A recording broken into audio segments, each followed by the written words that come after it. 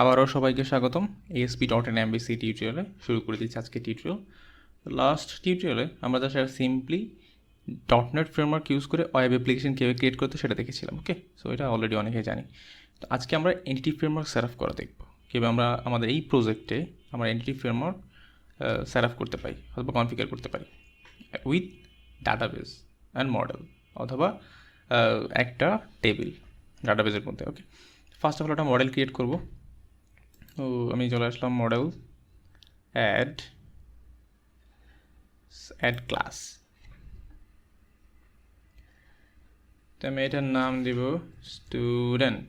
আমরা একটা স্টুডেন্টের ইনফরমেশন সেভ করতে পারলেই হইল। ওকে, আমাদের ফোকাস হচ্ছে ডাটাবেসে ডাটা সেভ করা, রেপোজিটরি বাটন ইউজ করে।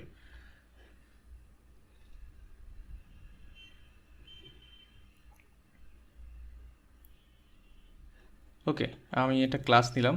তো ক্লাসের যত প্রপার্টি আছে যাবতীয় জিনিসপত্র আমি দিয়ে দিব। বেসিক কিছু ইনফরমেশান, খুব কঠিন কিছু না, বা একদম এন্টারপ্রাইজ লেভেলের কোনো সলিউশন 100-200 করে ফিল্ড, অনেকগুলো কলাম হবে, অনেকগুলো ফিল্ড হবে, এরকম কোনো আমাদের মাথায় ফোকাস নাই আপাতত। কিছু কয়েকটা বেসিক ফিল্ড আমরা সেভ করবো। Okay, so property,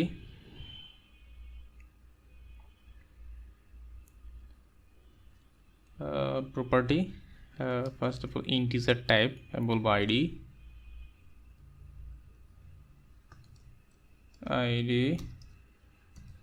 property. Quickly আমি কিছু প্রপার্টি দিয়ে দিই, স্ট্রিং নেম property string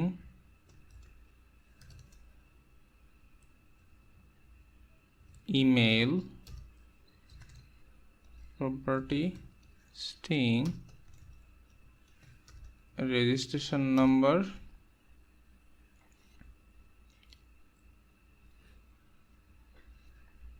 তো এই কয়েকটাই রাখলাম। ওকে, আর কিছু না। আচ্ছা, তা আমি কিছু অ্যানোটেশন দিয়ে দিই এখানে। যেমন নেমটা যখন আমি সেভ করব, অফকোর্স রিকোয়ার্ড। ওকে, এগুলো হচ্ছে অ্যানোটেশন, রিকোয়ার্ড অ্যাড করে দিলাম। সো দেখেন অলরেডি এখানে আমি নেম স্পেস দেখাচ্ছে system dot component model dot data অ্যানোটেশনস।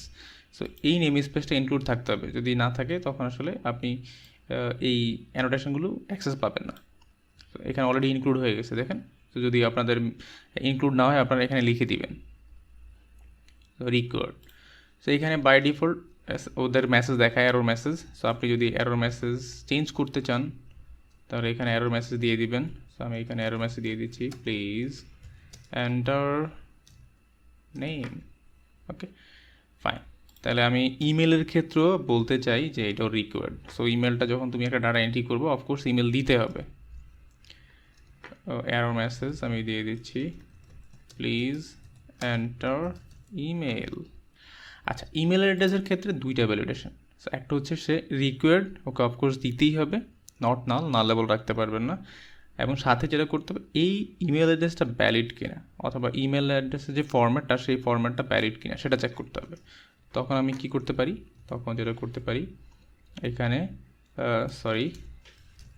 Email address, এটাকে আমি বলে দেবো ইমেল অ্যাড্রেস। তাহলে সে বুঝতে পারবে এটাকে এখানে ইমেল অ্যাড্রেস দিতে হবে। সো ভ্যালিড যে ইমেল অ্যাড্রেস, ইমেলের যে ফরম্যাট সেটা ছাড়া সে নিবে না।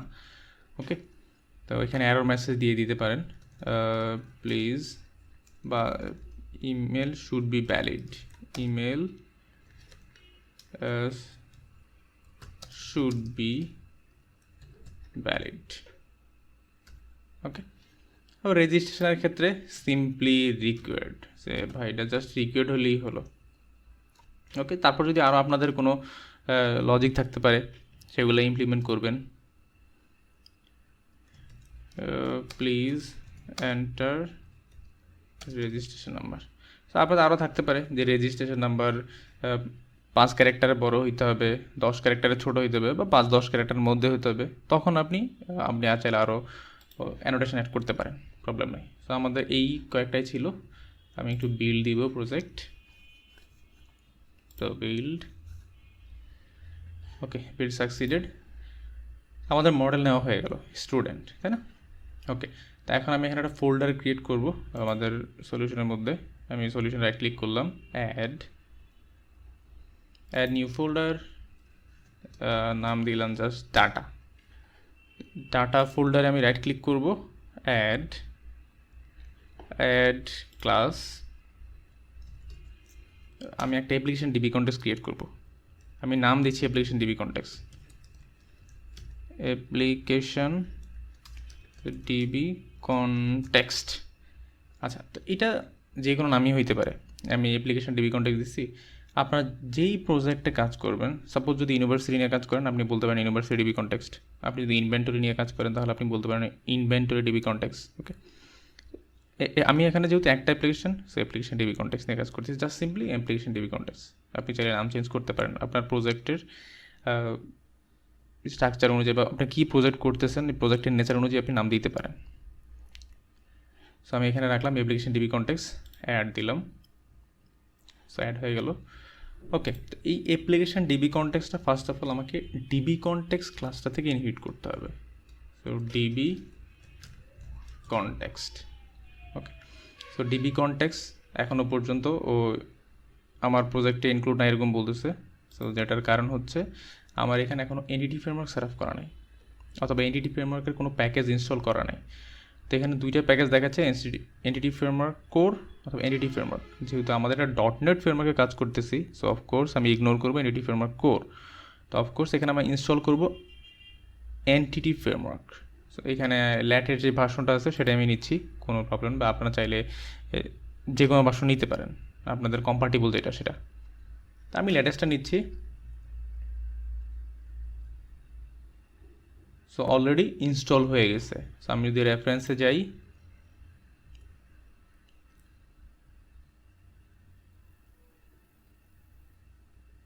Entity framework. ওকে, সো এইভাবে যদি কেউ ইনস্টল না করেন আপনি রেফারেন্সে গিয়ে ডিরেক্টলি ইনস্টল করতে পারেন। কীভাবে সেটা করবেন, রেফারেন্সে আসলাম, রাইট ক্লিক করে নুগেট প্যাকেজ ম্যানেজ। সো এখানে ইনস্টল যেগুলো আছে সেগুলো দেখাবে, বাট আপনি যাবেন ব্রাউজে, ব্রাউজে গিয়ে লিখবেন এনটিটি ফ্রেমওয়ার্ক। ওকে, সো এনটিটি ফ্রেমওয়ার্ক লিখবেন, এখানে এনটিটি ফ্রেমওয়ার্কের যা যা আছে সব আসবে, বাট আপনার ফোকাস হচ্ছে অনলি এনটিটি ফ্রেমওয়ার্ক। সো আমি সিলেক্ট করলাম এনটিটি ফ্রেমওয়ার্ক, সেটা অলরেডি দেখাচ্ছে, আমি অলরেডি ইনস্টল করছি 6.4.4। সো এখন আমাকে আনস্টল দেখাচ্ছে। সো আমি তো এখানে আনস্টল করবো না, রাইট। সো আমি দেখালাম যে যদি আপনি ওইভাবে ইনস্টল না করেন তাহলে আপনি কীভাবে করবেন। ওকে, ফাইন। তো ডিবি কন্টেক্সট এখানে আমার অ্যাড করা হয়ে গেছে। দেন আমি একটা কনস্ট্রাক্টর লিখবো এখানে। সো কনস্ট্রাক্টর, এখানে আমি কল করব বেস ক্লাসের কনস্ট্রাক্টরকে। আমি যখন বেস ক্লাসের কনস্ট্রাক্টরকে কল করব তখন এখানে এসকিউএল সার্ভারের কানেকশান স্ট্রিংটা দিতে হয়। ওকে, তো আপনি চাইলে সিম্পলি এখানে এসকিউএল সার্ভারের কানেকশান স্ট্রিংটা দিয়ে দিতে পারেন ডিরেক্ট। সো এটা আসলে ভালো একটা উপায় না।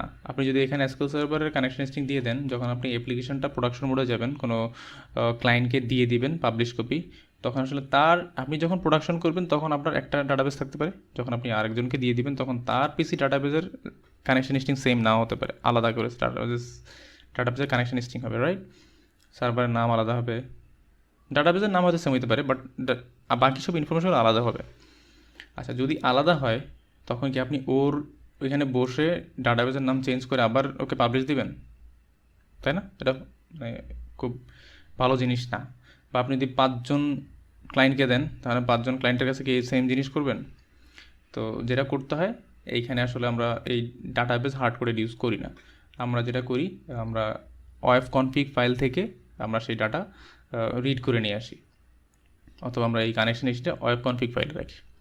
তো এখানে আপনি কানেকশন স্ট্রিংয়ের পরিবর্তে ওয়েব কনফিগের কানেকশন স্ট্রিংয়ের নামটা দিতে পারেন। সো আমি এখানে জাস্ট সিম্পলি নামটা দিব হচ্ছে ধরেন অ্যাপ্লিকেশন ডিবি কন্টেক্সট।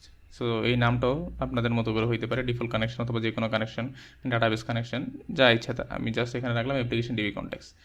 আচ্ছা, যেহেতু আমি এই নাম ইউজ করলাম, এই নামে আমরা ওয়েব কনফিগ ফাইলে একটা কানেকশন স্ট্রিং অ্যাড করব। আচ্ছা, আমি আগে তাহলে ডিবি সেটটা ইউজ করি, পাবলিক ডিবি সেট। সো কোন মডেলের জন্য? স্টুডেন্ট। সো স্টুডেন্ট মডেলের জন্য আমার ডাটাবেসের মধ্যে টেবিলের নামটা কী হবে সেইটা আমি এখানে বলে দিচ্ছি, স্টুডেন্টস। সো অফকোর্স গেটার সেটার আমি বলে দিব গেট সেট। ওকে, তো এখন যেটা করতে হবে আমার এইটা ক্রিয়েট করতে হবে, তাই না? সো এখানে যেহেতু আমি কানেকশন স্ট্রিং ইউজ করিনি, তাহলে সে আমাকে দেখবে বাই ডিফল্ট ওয়েব কনফিগ ফাইলে গিয়ে অ্যাপ্লিকেশন ডিবি কনটেক্সট নামে কোনো কানেকশন স্ট্রিং অ্যাড করা আছে কিনা। তাহলে এখনও পর্যন্ত আমি এটা করি নাই, তো আমাকে করতে হবে। তাই আমি ওয়েব কনফিগ ফাইলে চলে আসলাম। তো এখানে এখনও পর্যন্ত কোনো কানেকশন স্ট্রিংয়ের জন্য সেকশন খোলা নাই। তো আমি এখানে কানেকশন স্ট্রিং অ্যাড করব, এখানে সিও কানেকশন স্ট্রিংস নাম শুনেই বোঝা যাচ্ছে আপনি একই প্রজেক্টে চাইলে একাধিক কানেকশন স্ট্রিংস অ্যাড করতে পারেন, কোনো প্রবলেম নেই। ওকে, সো কখন কোন কানেকশন স্ট্রিং ইউজ করবেন সেটা আপনার ব্যাপার, আপনার প্রজেক্টের নেচারের উপর ডিপেন্ড করে। তো আমি এখানে বললাম অ্যাড করব, এইটার নাম হবে কি, ফাইন, এটার নাম হবে, আর এখানে কানেকশন স্ট্রিং, দুইটা জিনিস, এটা হচ্ছে নাম, এটা হচ্ছে কানেকশন স্ট্রিং। তাহলে নামটা কি দিব, আমি যে এইখানে যেটা ইউজ করছি এইটাই হইতে হবে নাম। সো এই নামে সে খোঁজ করবে। ওকে, ওয়েব কনফিগ ফাইলে অ্যাপ্লিকেশন ডিবি কনটেক্সট নামে কোনো কিছু আছে কিনা কানেকশন স্ট্রিংয়ের মধ্যে, সেটা সে পিক করবে। তাহলে নামটা এটার মতো সেম হইতে হবে, যদি সেম না হয় তাহলে সে আসলে ডাটা রিড করতে পারবে না। আমি নামটা সেম কপি করে এখানে পেস্ট করে দিলাম। ওকে, তো কানেকশন স্ট্রিং কি হয়, সার্ভার, তারপর আপনার সার্ভারের নাম দিতে হয়, তারপর হচ্ছে ডাটাবেজ, আপনার ডাটাবেজের নাম দিবেন এখানে, তাই না? ডাটাবেজের নাম দিচ্ছি এমবিসি রিপো, তারপর ট্রাস্টেড কানেকশন, আপনার যা যা দরকার,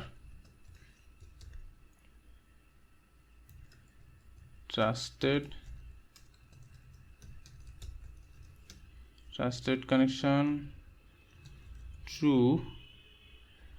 আমি ডাটাবেজের নামটা পরে নিয়ে আসবো।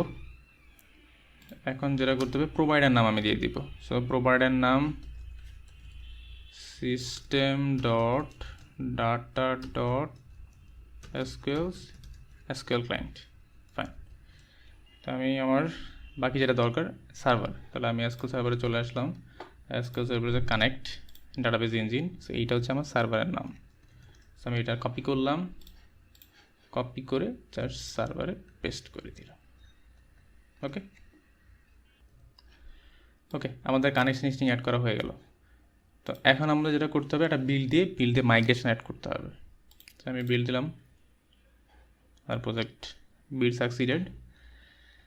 তাহলে আমার মাইগ্রেশন অ্যানাবল করবো ফার্স্ট অফ অল। সো আমি এখানে চলে আসবো প্যাকেজ ম্যানেজার কনসোলে।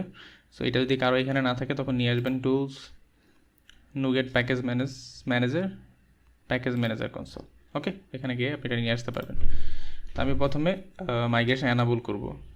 .NET কোরে যেই ফ্রেমওয়ার্ক সেখানে বাই ডিফল্ট অ্যানাবল থাকে, মাইগ্রেশন অ্যানাবল থাকে, যদি সেখানে আর অ্যানাবল করতে হয় না। সো আমাদের যেহেতু .NET ফ্রেমওয়ার্কে আমরা কাজ করতেছি, so first of all migration enable করতে হয়।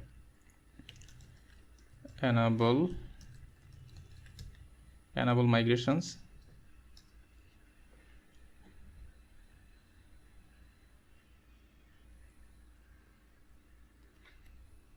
So first of all check করবে যে আসলে মাইগ্রেশন আছে কিনা। অলরেডি এখানে দেখতেছে checking if the context target and existing database, এই ডাটাবেজের মধ্যে কোনো মাইগ্রেশন অ্যাড করা আছে কিনা। যদি না থাকে সে একটা মাইগ্রেশন অ্যানাবল করে দিবে। ফার্স্ট অফ অল এই প্রজেক্টে একবারই মাইগ্রেশন অ্যানাবল করতে হয়, বারবার করতে হয় না। তো আমাদের অলরেডি একবারের জন্য মাইগ্রেশন অ্যানাবল হয়ে গেছে। দেন যেটা করতে হবে, মাইগ্রেশন অ্যাড করতে হবে, অ্যাড মাইগ্রেশন, তারপর নাম দিতে হবে। সো ইনিশিয়াল দিলাম। আসলে এই মাইগ্রেশনের নামটা স্পেসিফিক হইতে হয়, যাতে একটা বড় প্রজেক্টে আপনার অনেকগুলো মাইগ্রেশন থাকতে পারে। সো যাতে আপনি মাইগ্রেশন দেখে বুঝতে পারেন আসলে কোন মাইগ্রেশনে কী কী চেঞ্জ আসছে। আর আপনি যদি স্পেসিফিক নাম না দেন তাহলে আপনি বুঝতে পারবেন না কিছুদিন পরেই যে আসলে কোন মাইগ্রেশনে কী কী চেঞ্জ আসছে। সো এই জন্য আমি প্রেফার করবো অলওয়েজ যে মাইগ্রেশনের নামগুলো স্পেসিফিক যাতে হয়। সো আমি এন্টার প্রেস করলাম।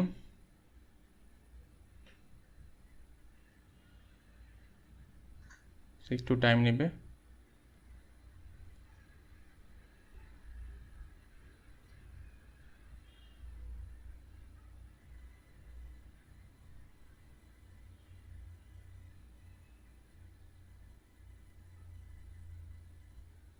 ওকে, অলরেডি মাইগ্রেশন অ্যাড হয়ে গেল আমার। তো এখানে দুইটা মেথড দেখতে পাচ্ছি, একটা ক্লাস হচ্ছে ইনিশিয়াল, যেটা ডিবি মাইগ্রেশনকে ইনহিট করে। এখানে দুইটা মেথড দেখতে পাচ্ছি, আপ, একটা হচ্ছে ডাউন। সো ডাউন মেথডে কী হয়, সিম্পলি ডিবিউ ডট স্টুডেন্টস, তার মানে ড্রপ টেবিল, এই টেবিলটা যেটা ক্রিয়েট হয় সেটা ডিলিট করে দিবে। আর যদি আপ মেথড কল করেন তখন হচ্ছে ক্রিয়েট টেবিল, একটা টেবিল ক্রিয়েট হয়, সো যেটার নাম থাকে স্টুডেন্টস, আর যা যা প্রপার্টি আছে আমার স্টুডেন্ট টেবিলে সেই প্রপার্টিগুলো।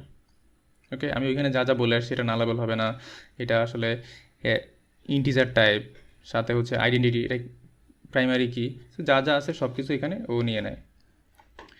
দেন আমাকে যেটা করতে হবে, আপডেট ডাটাবেস দিতে হবে।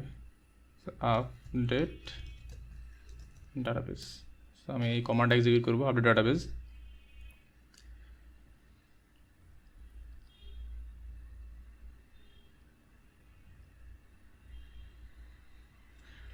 সো আপডেট ডাটাবেস দিয়ে কমান্ড এক্সিকিউট করার পর আমার ডাটাবেসের মধ্যে একটা ডাটাবেস ক্রিয়েট হবে, যেই ডাটাবেসের নাম দিয়েছি আমি এমবিসি রিপো, এবং সাথে ওর মধ্যে আমার স্টুডেন্টের যে টেবিল আছে সেই টেবিলটা ক্রিয়েট হয়ে যাবে। সো অলরেডি দেখেন এই মাইগ্রেশনটা অ্যাপ্লাই হয়েছে। সো আমি আবার চলে আসলাম আমার ডাটাবেসের মধ্যে। সো এখানে একটু রিফ্রেশ দিলাম। সো আমি অলরেডি এখানে দেখতে পাচ্ছি এমবিসি রিপো, একটা ডাটাবেস ক্রিয়েট হয়েছে। সো আমি যদি টেবিলে যাই, টেবিলে গেলে দুটো টেবিল দেখতে পাবো, একটা হচ্ছে মাইগ্রেশন স্টোরি, একটা হচ্ছে স্টুডেন্টস। সেই স্টুডেন্ট হচ্ছে আমার নিজের যে মডেল, সে মডেল থেকে বানানো একটা টেবিল। সো আমি যদি এখানে টেবিলের ডিজাইনে যাই, আমার মডেলের মধ্যে যেই যে প্রপার্টিগুলো ছিল এখানে সেম ফিল্ডগুলো আমি দেখতে পাবো। আর এখানে মাইগ্রেশন যে হিস্ট্রি আছে, সো এইটাতে যদি আমি যাই, এটাতে আমার কিছু থাকে না, জাস্ট একটা মাইগ্রেশন আইডি থাকে, কনটেক্সট কি, মডেল আর প্রোডাক্ট ভার্সন। তো এখানে জাস্ট সিম্পলি আপনার যে মাইগ্রেশন ক্রিয়েট করেন সেই মাইগ্রেশন হিস্ট্রিগুলো থাকে, জাস্ট ট্র্যাকিং, আসলে আপনি কোন কোন মাইগ্রেশন ইউজ করছেন, এখন কোন মাইগ্রেশনে আসছেন, জাস্ট মাইগ্রেশন ইনফরমেশনটা এখানে থাকে, আর কিছু থাকে না। সো আমরা দেখলাম আমাদের এই প্রজেক্টের মধ্যে কীভাবে আসলে এন্টিটি ফ্রেমওয়ার্ক ইমপ্লিমেন্ট করে ডাটাবেস ক্রিয়েট করতে হয় এবং সাথে মডেল ক্রিয়েট করতে হয়। ওকে, তো এই ছিল এই টিউটোরিয়ালে। পরবর্তীতে আমরা রিপোজিটরি প্যাটার্ন ইমপ্লিমেন্ট করবো অথবা কনফিগার করবো, কীভাবে আমাদের এই প্রজেক্টে রিপোজিটরি প্যাটার্ন কনফিগার করতে পারি। তো সে পর্যন্ত সাথেই থাকবেন, ভালো থাকবেন, আল্লাহ হাফেজ।